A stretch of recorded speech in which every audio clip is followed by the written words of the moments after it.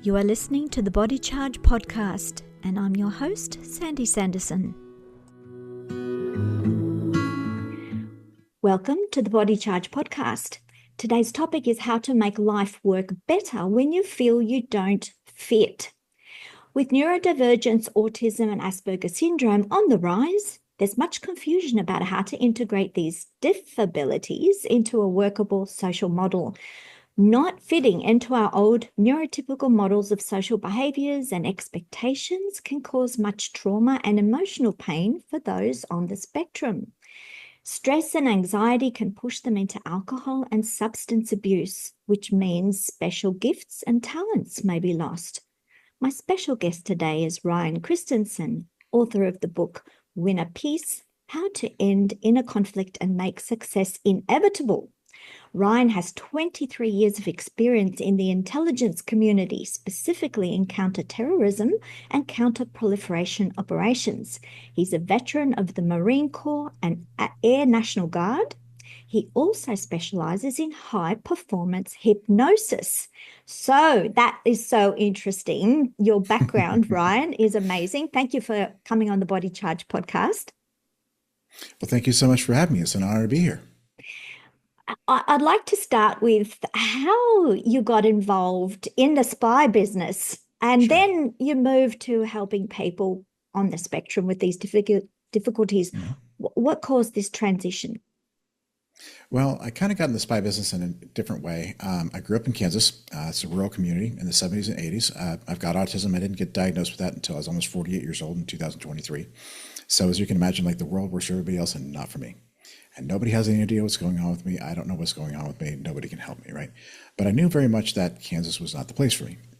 It's around 21, 22 years old. I've been to college a couple of years. That's just not really the place for me either. Like nothing's working. It's like, I've got to get out of here. So that's what caused me to join the Marine Corps. Now, I tested really high on the Armed Services Aptitude Test, and they said, you need to go back and take this other test. And it's called the Defense Language Proficiency Test, or Defense Language Aptitude Battery, which is about like 6 hours of gibberish. Right. They're just basically testing like how quickly can you pick up on like syntax and grammar and those kinds of things and tones and so Very forth. much language based, yeah? Very much language based. How quickly can you pick up on languages? So tested really high on that. Say, outstanding, you're going to learn Russian. I'm like, okay. So that's what got me into the whole spy business, was joining the Marine Corps, becoming a Russian linguist, which is all about translating all the stuff we steal from the Russians. So you have to have a top secret clearance for that, right? It's all signals intelligence. After I got out of the Marines, went back to school, tried to do finance and stuff, realized this is just not for me. Got back in the Air National Guard, again, working in intelligence for U-2s and Predators, F-16s, F-22s. Threw my resume up online, got picked up by a company out of DC, and that's what started me down the counter-terrorism, counter-proliferation field, right back in 2004. Still a huge demand for that. So it's just a very natural thing of like, I got my clearance, and then just everybody need that, and so off we go. It's also a very powerful fit for the autism, right? Because the way I kind of navigated the world, I had to figure out what the rules of the game were. And none of you people could tell me, because you people don't know. It's like being a gamer, is it? Well, it very much is. It's like, it's kind of like, if you see a pattern of behavior, there's something that drives it. Okay. And like normal human interaction, like I'm blind to a lot of the nuances of it, right? It's like I'm walking into a wine club, everybody's a sommelier talking the terroir and the tannins and this and that and the other. I'm like, yes, it does in fact taste like red wine. I like this red wine better than this red wine. That's about like, I'm missing a lot of stuff, right? Yep. So you guys couldn't really tell me how stuff worked. You said, here's the rules. So I played by the rules and nothing worked for me, because that's not actually the rules you're playing by. There's this other stuff you're doing, right? So I had to essentially reverse engineer what that was. I had to look for the patterns, figure out what drove it. Once I understand what those belief systems were, what the rules were, now I can play the game. So that's how I've had to navigate life from the very beginning.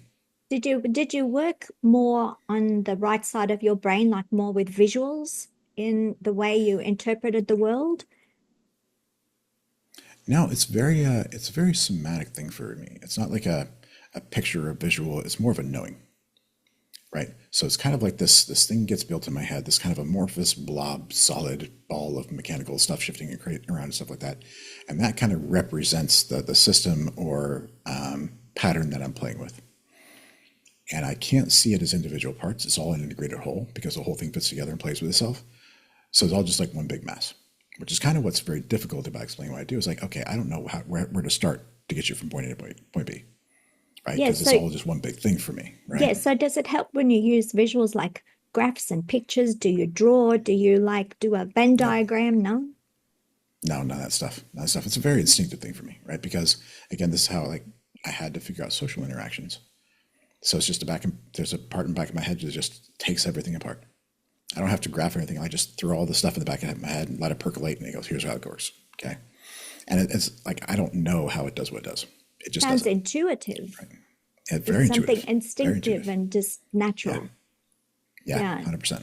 So isn't that interesting? It reminds me of back in the old days when I was much younger. I got to play Dungeons and Dragons for a little while. And as a player, you don't know what the rules are, but the dungeon master knows. Dungeon master knows where all the pits are and where the monsters are and all the bits and you have to try and walk through this maze and see the patterns and work it out by walking through. So it's a little bit like that, isn't it? That pattern recognition. I played Dungeons and Dragons growing up too. I played all kinds of different role-playing games all throughout. When I was in the Marine Corps, we actually had a Dungeons and Dragons group we play on like over the weekends, right? So I'm working until in the Marine Corps playing Dungeons and Dragons, right? And it's all very much the same thing. Yeah. Right. And when I transitioned to Air Force, it's like, okay, you got to learn all these weapon systems and their capabilities. And I was like really good at that. And I said, how do you figure that out? It's like Dungeons and Dragons. What do you mean? What's the difference between knowing an SA2 has this kind of range, this kind of guidance, and this kind of lethal radius versus a troll has a 2-hit armor class of this, has 3 hit dice, and does 2d6 damage? It's the same thing. It's a set of characteristics to define a particular threat. That's it. I've been doing this stuff since I was a kid. Of course I know how to do this. It's like, that's weird. I'm like, I know. But it's how that stuff works for me. It's all the same thing.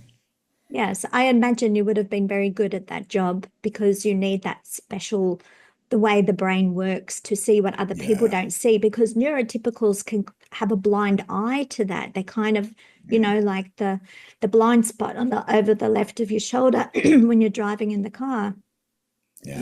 You can't see it, but someone without those blinkers on, like yourself, can see it. Yeah, and it's very much a thing where, because it's all one big thing to me, it's not like individual pieces. Okay, I get to make connections from stuff between different things that other people wouldn't necessarily relate. It's like, oh, wait a second, this thing looks like this thing looks like this thing. Okay, that means, they all fall into place like this. This is an interesting place we go look. And I wouldn't necessarily know why, but I'm like, this is where we need to go. We need to play with this. And every single time I was right. It was like, oh, it's something. We start going down rabbit holes. Like, these are really juicy, really cool stuff, right? And it's all because I don't understand how it works. I just know that it does. And so whatever it tells me, it's like, okay, I'm going to go down this road. Don't know why. Don't have to know why, because it's guided me in the right direction the whole time. So I'm just going to trust it and just let me lead it where it goes. Yes, you don't automatically assume an overlay of an expectation, because that can actually influence what we do. If we believe something's there, we get blinkers on and we see what we want to see or what we expect to see, not necessarily what's there, right? It's interesting how the brain works. And it's interesting that we have people on the spectrum that have broken those limitations, because there is some kind of brain, maybe a slight brain injury in one part where, like an onion, like bit of an onion layer is removed or disabled, that allows something else in the brain to get better and more proficient. So is that how you see people on the spectrum? And, there's a lot of differences within that spectrum, but generally speaking, is that how you see how it works, that we give something up over on one side of the ledger to gain a great talent or gift or ability on another side of that ledger? That's a really good question. I don't look at it necessarily as something's broken or missing or something like that, or you're like trading off one thing or another. Like, to me, we're just wired a certain way, and it's different from the rest of you, right? There's this one theory I heard of called like mirror neuron theory of autism or Asperger syndrome, where mirror neurons are kind of like the camera you use to watch other people and figure out what's going on, right? And they notice with people with Asperger's, like that's kind of different. It's wired different, right? So I see the world differently. It's like being socially colorblind. Okay. It makes it very difficult to understand the nuances, because you're talking about these different shades of mauve, and I've got no idea what you're talking about. But people who are colorblind are really good at seeing the patterns, because they're not distracted by this stuff. They're not distracted by the details. Yeah. So one thing that's really powerful for people who have Asperger's and autism is, because none of the stories you tell about, the normal people say about like why things are the way make any sense at all. We don't get caught up in those. So we're finding like the underlying truth of what's happening underneath. That's just like how we have to operate. So of course we're going to break all these different paradigms because we never have the blinkers on to start with. And we're always having to question everything everybody tells us because nothing that you tell us is right. Because you don't understand what you do or why you do it, because it's the most natural thing you never had to ask. You never had to figure it out. You just Right? understand what is. You look at the reality Yeah. of the experience. And I Yeah. think the difficulty is in the neurotypical world, we're able to have this dichotomy of two different conflicting thoughts at the same time. We're able to incorporate an overlay of social norm or expectation or myth or, just a belief system or an idea, and it conflicts with what actually happens in the world, conflicts with the real experience, with the data coming in. And this is like a bit like schizophrenia, isn't it? You're entertaining two different modes of thoughts at the same time.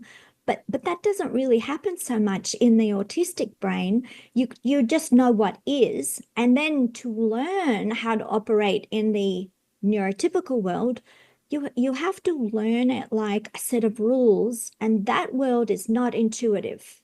Would that be Yeah. Like, close to yeah. So, describing it? so fundamentally, the way I kind of look at it is because I'm autistic, I can't lie to myself.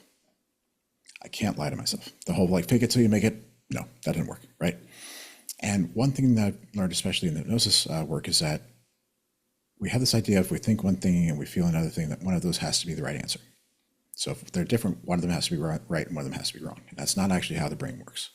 We're essentially looking at the world through two lenses simultaneously at all times. We're looking at the trees and the forest, the rational and the emotional, which means that both of those things are 100% correct at all times, given the perspective, given the tools. So if they disagree, there's something you're missing, right? And because that emotional mind isn't necessarily emotions, but it's that systems pattern recognition piece, I know that that thing's true because I've built that pattern. I've had to observe it. I've had to verify it and validate it. So I know that pattern's truth. And I know this data is truth. So when there's a mismatch, it's like, okay, now I have to figure out what the truth is or how things fit together. Because I can't deny that this is true. I can't deny that this is true. I can't pretend that one's better than the other. Neurotypical people can. Fake it till you make it worse for y'all, right? So it's easy to say, okay, these are rules of society, this is the way it's supposed to be. So we're going to play by those rules, even if that's not necessarily the way things go. We're going to give it lip service. We're going to act as if it's true, Yep. even if that's not actually how it's going on. Be in this world, but not of it, right? Yes, 100%, 100%. So a lot of the way I navigate the world these days is like, okay, I'm done trying to figure out the rules. I'm just going to be me, and we'll figure out what happens, right? I'm just going to deal with people as individuals. I'm just going to be me. And the people that vibe and understand that, great. These are people. These are my people. People that don't, great. You're not my people. I think find the people that work with that. Yeah, that's a pretty healthy attitude for everyone. It doesn't matter if you're neurotypical or on the spectrum. We all need to learn those basic lessons. And because the whole idea is to get along and to work better together, everyone deserves a chance of happiness and good health in life. But how to get there is a stumbling block. So people on the spectrum, because they recognize what is, and that's natural and intuitive, and they see things clearly in that reality perspective, they're not caught up by the myths. They can actually have a lot of emotional issues. And so this can lead them into trying to solve that problem of that constant anxiety of something's not matching up. And that gives them the feeling of, I'm not safe. I don't know what's happening. I can't communicate with these people. So they're in an unsafe space emotionally, psychologically. So I'm quite interested to know or to find out from you, from your hypnosis experience, how you penetrate this veil to help people on the spectrum resolve that anxiety and that disconnect with what is and what the myth is. What should be. The way we communicate and the way we have preconceived ideas that may not be right. Yeah. Well, so the communication thing is always going to be a difficulty, right? Because we're speaking from fundamentally different worlds, right? So there's always going to be a translation issue. That's just always going to be the case. The thing that worked best for me and the thing that really transformed the whole experience for me is getting rid of the idea that there's something wrong with me, that I'm the problem, that I'm the issue. right? So it's more like, given how I'm wired, everything's working exactly as it should be. I should be getting these outputs. I should be getting these results because this is how I'm wired. This is how my brain works. Okay. Given this is how my brain works, how do I navigate the world? So I'm not the problem. How I'm wired, not the problem, because problems have solutions. And I can't change the fact that I'm autistic. So that ain't the problem. So first step is Problems out there. acceptance. Yes, yes. Not acceptance, ownership. Ownership. Yep. Ownership. Knowing very more. Yeah. Well, Knowing who you are.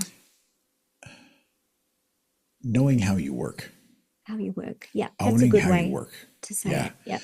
Because acceptance is like, oh, okay, I have to deal with this thing. No, this is what I am. This is who I am. This is how I'm wired. That's ownership. This is mine. This is me. Yeah. Rather, And this is I'm something good. I have to accept. Yeah. This is me and I'm good. The way I work is fine. Yes, exactly. Well, I can't do anything about it the way I work, so I might as well accept that it's fine. Right? It's like I can't do anything about it. Therefore, that's not the problem. Problems have solutions. I can't fix it. I can't change that. Therefore, that's not the problem. I'm not the problem. Given how I'm wired, how do I navigate the world? How do I get what I need? How do I communicate? How do I make those connections, right? And each and every one of us, we figured that out. Right now, I didn't get diagnosed until I was almost 48 years old in 2023, right? So I had to do all this stuff on my own. The beautiful thing about autism today is there's all these resources, people see it. Yeah, well, it's not about sleeping through cracks. Nobody ever started talking about this stuff. I grew up in Kansas. Yeah. It's a rural area. The internet wasn't a thing back then. So for a time where you really struggling to try and be the same as everyone else, and absolutely, you know, that must have caused a distress, a disconnect, you know, emotional issues. I'm not fitting in. I'm feeling isolated, detached. I want to be like them and I can't be like them. So that causes a big emotional issue in people. And then they carry it forward. It kind of doesn't go away unless they get to a certain point of self-realization. So this is where you come in with the hypnosis. How did that work to help step over or resolve the problem? It's a really good question. Between 2019 and 2023 is really when I did all the work on myself to figure things out, right? The world wasn't working. I wasn't getting what I was needed, and I was done suffering, right? You talk about that disconnect and everything else. Like, I would have sold my soul a million times over just to be normal. I just wanted to be like everybody else and just fit in and just have things work, right? And talking about emotional law, like the first time I went in my life, I was 9 years old. I knew that young that stuff was not working. It was never going to work for me, right? And I was just done. So 45, 46 years old, I'm like, I can't do this anymore. Got to find a way through. So I just basically went to war. I'm going to figure this stuff out. Don't care. Did everything. And everything helped, but nothing really fixed the problem, which is what really drove me to hypnosis, because it's, okay, this is all subconscious. Hypnosis is the only tool that really lets me get down there with any sort of sustained, targeted way. Great. This is the tool. Everything happened for a purpose. Every behavior is driven by a need. Great. Show me the problem you're trying to solve. Let's reverse engineer this thing and rebuild it in a different way. It wasn't until June of 23, August of 23, that I actually found out that I was autistic. And that's because I found out a little bit earlier that I'm bipolar as well, which is entirely another set of problems on top of it, right? So what's the difference? Just briefly explain to listeners, because that may just be going over their head. Bipolar, two poles, one extreme to the other. How does that relate to autism in your case? Well, they're not necessarily related. They're two different disorders, right? But fundamentally, the bipolar disorder is like, yes, you're being able to swing from one extreme to another, extreme depression, extreme mania. The extreme mania can actually take you into a psychotic state and just like you lose your mind, which is what happened to me.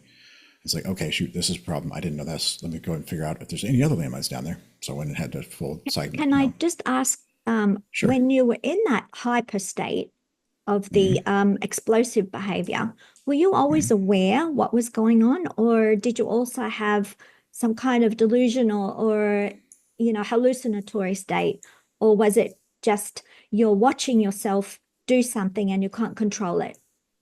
What best describes it? It wasn't explosive. It wasn't explosive. It was very much like I felt phenomenal. I felt like a god. It felt amazing, right? And like I could do no wrong. And it very much became a situation where I was essentially watching myself do something, and I couldn't tell myself no, I couldn't stop myself. And eventually that got bad enough that it did end up in that like psychotic state where I'm having hallucinations and reality is getting really weird and weird stuff is happening. And I don't remember a lot of that weekend, right? Which is when I started doing some stupid stuff and got arrested. That happens when you're in that state. Fortunately, Austin's really good about mental health stuff, so I got taken care of, was able to deal with the mental health issues and deal with the legal issues as a result. But yeah, it's very much the thing where like you go off a cliff and there ain't nothing you can do about it. Do you think it's because of inflammation of some kind? So there's a lot of research in No this idea. area where the brain has an inflammatory state and hypoxia, which means deprivation of some oxygen to particular areas. You can't process information. And so the brain is grasping for answers and solutions. And so you lose your perspective on reality in those states, which seems to be counterintuitive to the autism state, which exists primarily in reality of what is, what you can observe with all your senses, what's there. Sure. So I don't know. Like Interesting. assuming there is a single cause or single mechanism that drives a particular thing, I think is completely wrong. I think that's one of the biggest mistakes we make, especially with science and everything else, is I got to find the thing.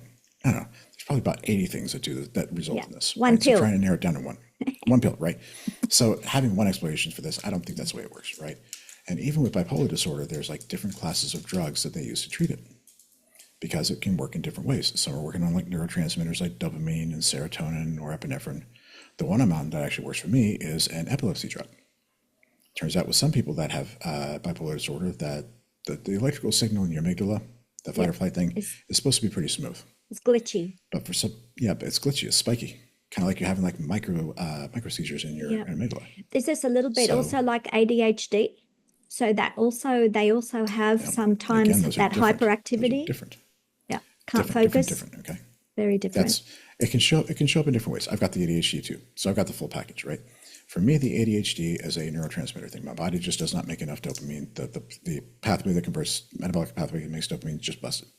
And then I got the bipolar disorder. It's an electrical signal thing, so the epilepsy drug smooths that out. And then I got the autism, which is just how your brain is wired, right? Yep.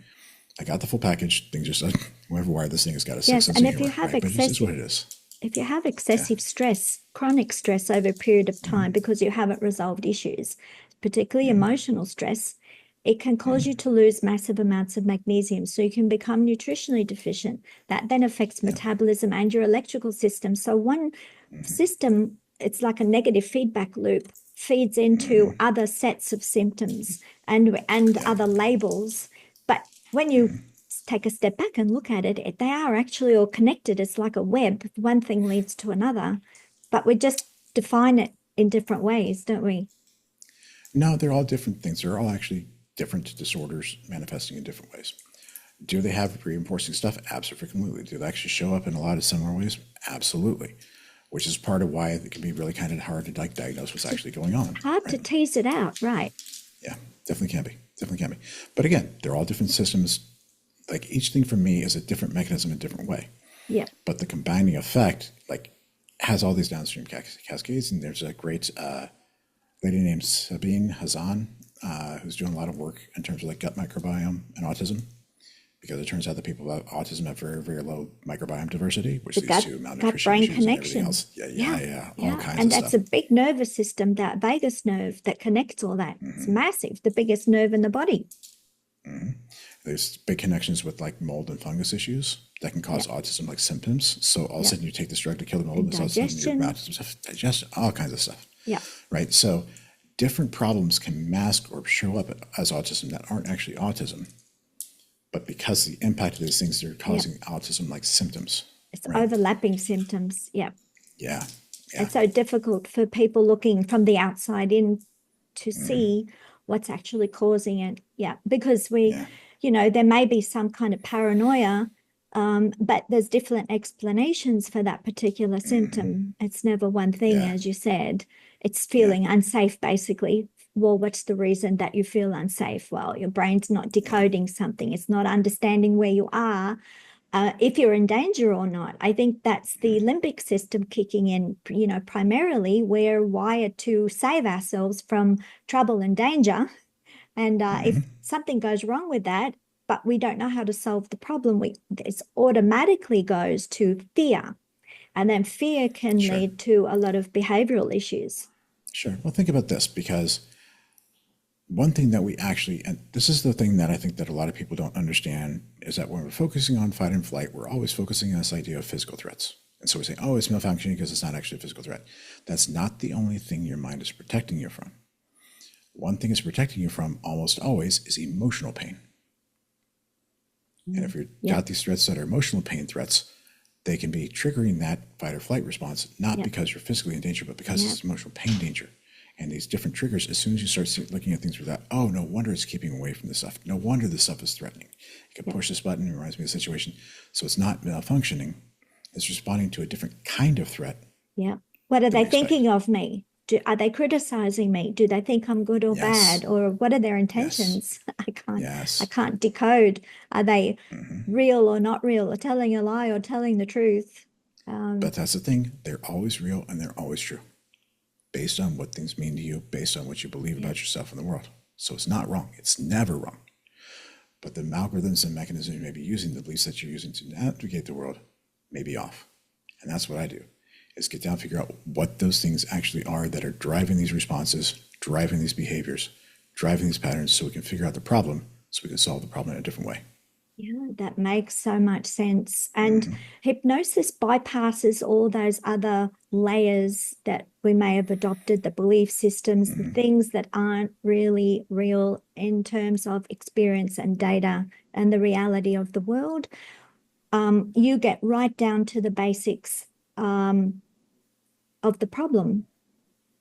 So how do you do that in a hypnosis environment to help someone get over some kind of belief system they've adopted, that's not right? How do you unravel the knots that are formed from emotional traumas, problems, perhaps past abuses? Because a lot of people on the spectrum are often victims of abuse, and that hurts them emotionally, and then those emotions get stuck. They cause more problems. So number one, it's just a matter of getting yourself down in the hypnotic state and asking the right questions. Because the thing is, the things that happen don't matter. Don't matter at all. Not even a little bit. It's what those things mean about us and what they mean about the world that determine how we navigate it. If I'm a certain kind of person and things work a certain way, I've got to navigate a certain way.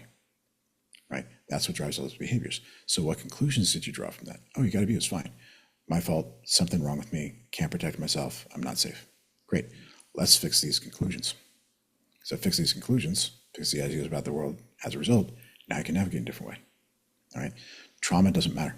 You can fix it. It doesn't matter. Well, that's very hopeful. Pain. Yeah, there's a lot of PTSD out there.